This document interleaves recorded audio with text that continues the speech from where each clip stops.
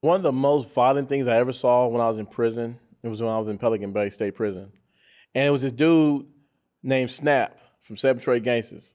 And me and him were in juvenile hall together. And it was like, that was my boy. And I remember, I'll never forget when he came to I was on B yard. He came from A yard. Got into a gang melee with the neighborhood Crips. And I forgot why it happened, but it happened. And he was the reason why it happened. And the gangsters didn't like it. They wasn't feeling that. The kite came, hey, he need to be stabbed, yada, yada, yada. They was, we ain't gonna stab cuz, but we are gonna beat the hell out of him. And everybody on the yard knew that this dude was finna get his ass kicked on this day. And I'm telling you, man, I wanted to tell him so bad, like, bro, they about to whoop your ass. You better just bring your knife out, something. But knowing how the rules go, that was not my business. It had nothing to do with me. I wasn't finna say a damn thing. My name is Bennett and I ain't in it.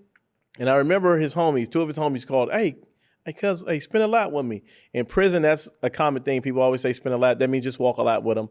And for the most part, they always send, when it's time for you to get DP'd, somebody that you trust. Somebody who you believe is your partner, your friend or whatever. And they called him over.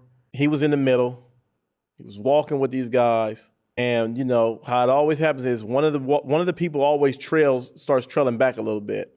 One of the guys trails back and he hit this dude with this haymaker, man. I always say, man, that punch came all the way from Chicago and hit him. Hit him that damn hard. And they beat him like he was a rapist or a snitch.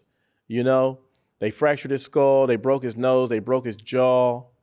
And I remember seeing him sitting out there looking damn near lifeless. If the police came and put him on a stretcher and he was motionless. And I was just like, damn. That will always stick with me. That's something I'll never forget because was it really necessary?